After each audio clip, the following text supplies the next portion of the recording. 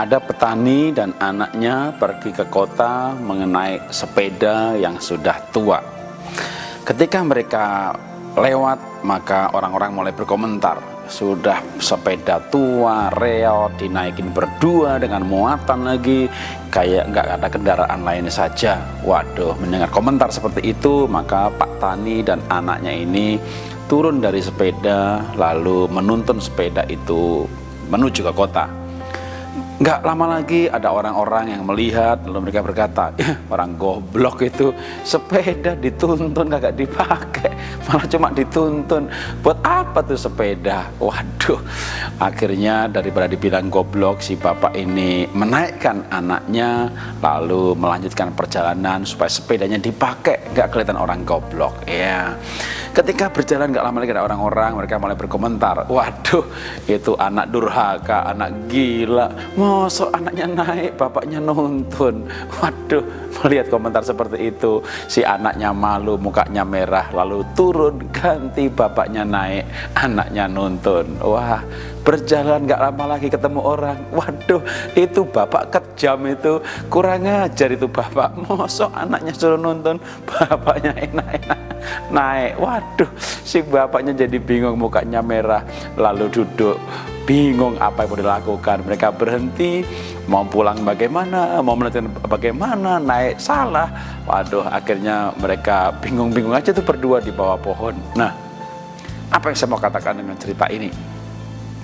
Kalau kita selalu mendengar komentar orang gitu ya, apa saja ya bakal dikomentarin gitu ya, mau rambut pendek, mau rambut panjang, mau ini, mau itu, pokoknya semua perbuatan kita akan dikomentarin. Jadi sebenarnya yang saya mau ajarkan di sini adalah bahwa hidup itu perlu punya prinsip. Ya, kalau kita tidak punya prinsip, lalu kita dengar komentar orang, kita bingung, ya kita akan bingung terus gitu ya. Jadi miliki prinsip, ya, milikilah ketegasan, milikilah sikap, lalu lakukan segala sesuatunya berdasarkan prinsip itu. Setiap keputusan, setiap sikap pasti ada plus minusnya, pasti ada pro dan kontranya.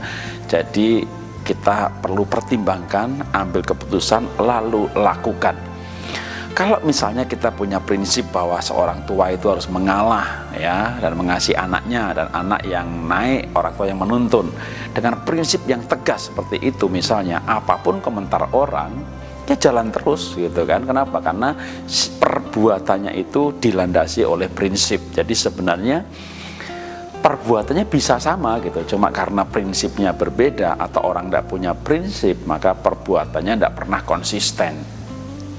Padahal namanya berhasil itu orang perlu konsisten ya, orang perlu melakukan segala sesuatu terus menerus. Tapi bagaimana mau konsisten kalau setiap mendengar komentar berubah gitu ya. Itu berlaku dalam banyak hal, misalnya dalam promosi, dalam budgeting, dalam menjalankan perusahaan, dalam mendidik anak, nanti orang tua komentar, orang mertua komentar, tetangga komentar, cara mendidiknya berubah, anaknya yang bingung, baik dalam keluarga, dalam bisnis, dalam apa saja. Dibutuhkan konsistensi, dibutuhkan sikap yang tegas. Karena itu bangunlah prinsip-prinsip hidup Anda. Nah, membangun prinsip hidup tentu bisa berdasarkan moral, etika, budaya. Tapi yang terbaik atau yang paling kuat sebenarnya sikap hidup berdasarkan kepercayaan atau agama.